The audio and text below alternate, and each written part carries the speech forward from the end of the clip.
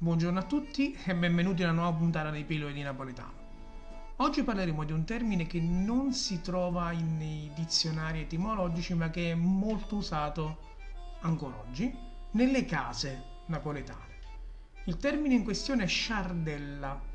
Con il termine sciardella si indica una ragazza assolutamente sbadata dalle mani che fanno solo disastri.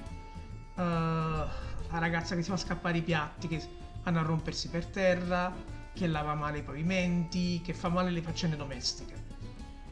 Il termine deriva dal greco da schedao, che vuol dire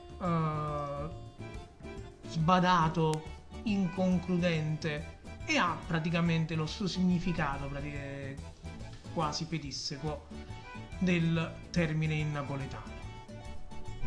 Si indicano spesso le domestiche oppure le ragazze che stanno per prendere marito con un termine del genere.